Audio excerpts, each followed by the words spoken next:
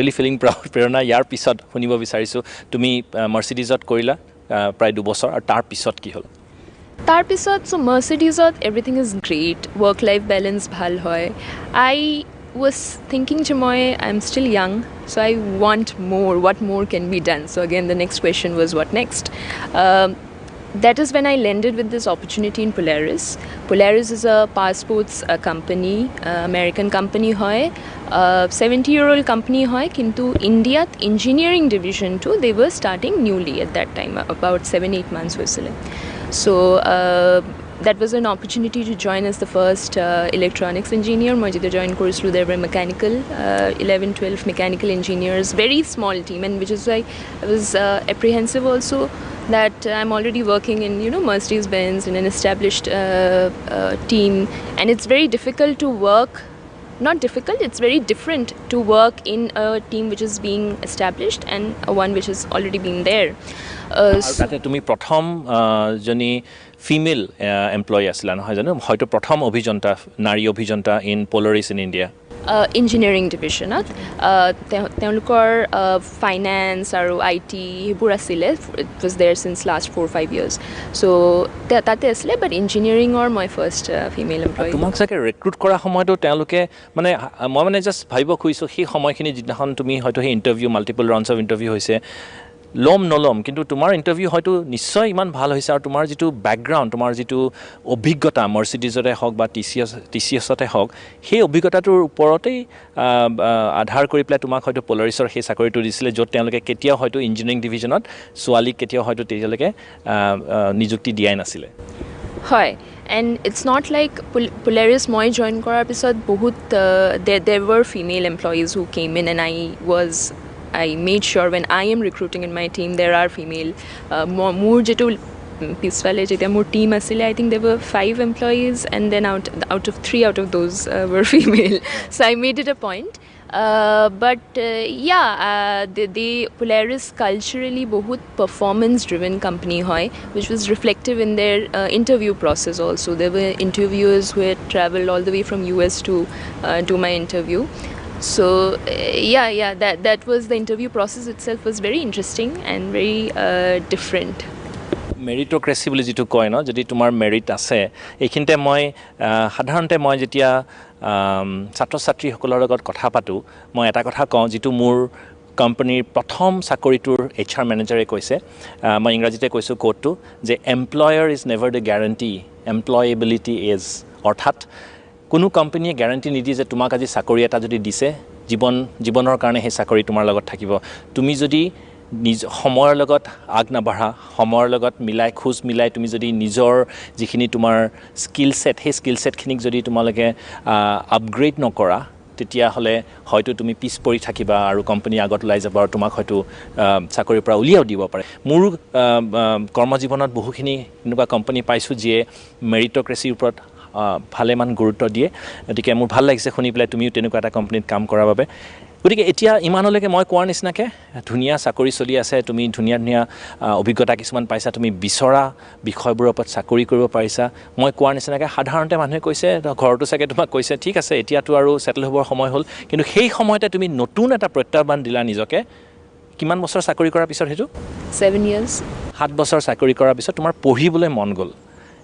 এইটো মই শুনি পেলাই আচৰিত হৈছিল কাৰণ তুমি ভাল কোম্পানীত চাকৰি কৰিছা এনেকুৱা নহয় যে তোমাৰ চাকৰি জীৱন ষ্টাগনেন্ট হৈ গৈছে ৰৈ গৈছে আগবঢ়া নাই হেতু চলি আছে ধুনিয়াকে তাৰ পিছত তোমাৰ কেনেকে কোৰ পৰা মন গ'ল যে তুমি এতিয়া মাষ্টাৰ্ছ ডিগ্ৰী কৰিবা তাকো শিভিনিং স্কলাৰশ্বিপৰ নিচিনা এক প্ৰেষ্টিজিয়াছ আৰু কম্পিটিটিভ স্কলাৰশ্বিপ এটা লৈ পেলাই হয় সো Polarisৰ যেতিয়া মই আছিলো because it was a new team so I got a lot of new opportunities apart from the work that I have to do I got involved in a lot of decision making processes মোৰ কাৰণে new asile কিয় কাৰণে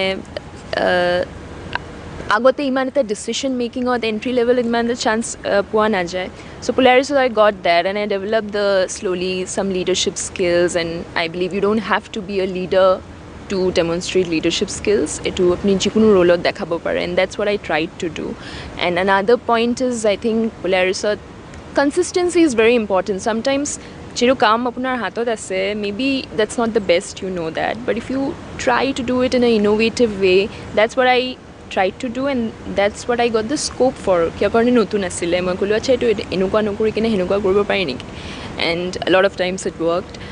So within 2 years I was leading a team, and work was going good. I'm very workaholic, so I loved work, and that went in my favor. So next more kotha asile aku the question what next. So I am a part of the industry which is very dynamic. Etia bahut transformation hoy ase. In very brief, there are 3 directions in which transformation is happening automotive. Firstly, it's the connected vehicles and cyber security. Apnar gari cloud or logot connected thakibo, through that beleg gari bur logot connected thakibo, aru cyber security attack you have to tackle. এই connected ভেহিকেলছৰ কনচেপ্টটো হয়তো সেই fleet management যিবোৰ logistics কোম্পানীজৰ সংক্ৰান্তত বেছিকৈ লাগু হ'ব নেকি বাৰু? Absolutely, that is one of the applications. Aru Polarisor jeneke I forgot to mention, moi Polaris aru eta region jetu karone join korisilu hetu hol the diverse portfolio. So I had worked in passenger cars, in trucks and buses. Polaris was making motorcycles, off-road vehicles, ATVs, which is used by government in the very difficult terrain.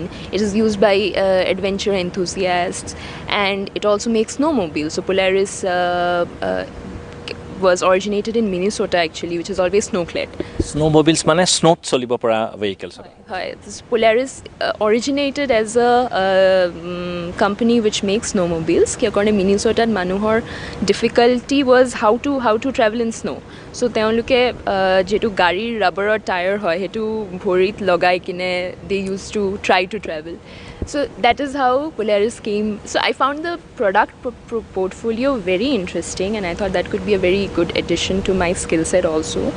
So so coming back to your question, since it is very transformational, first jetu connected vehicles moi already kaam korsu Polaris. Second jetu direction of transformation hoy ase hetu hol autonomous vehicles, ADAS systems, as we discussed. Hetu moi olop kaam korisilu peripheral level. I had the understanding. The third is electrification and alternative sustainable mode of transport. So that was the area which I didn't tap into, and I thought that is a good time to take a pause and try to explore that, because 7 years hoy gol etya. And sometimes what happens is jetia bahut hunkale apuni uporot uthe eta stagnation ahi jabo pare bahut hunkale. So if you don't update yourself, exactly jetu moi koisu skill set upgradation is a part of মানে আমাৰ গতানুগতিক চাকৰিৰ জীৱনত skill set upgradation has become an intrinsic part. Yeah, especially in this type of industry. Ei karone I started looking for courses. Etya jetia bahirot more goal was not like a master's. It was studying about this, and which is why I stumbled upon the idea thik ase ta masters korilo jetu etut specialize kore. But then it is very difficult to find such niche courses. I started looking for universities. US or funding difficulties as difficult hoy. India bor besi enuka specialized courses nai. Automobile hoy MTech, but again gate preparation lage. Firstly I was in a very demanding job, and etu korileo apni etu niche to na pai, specialization to na pai. That is when I stumbled upon this WMG, sustainable automotive electrification, exactly the bunch of subjects that I was looking for. And then of course I needed funding. Without funding it's not possible. That is when I applied for Shivling. So this was the only university, and Shivling was the only scholarship that I applied.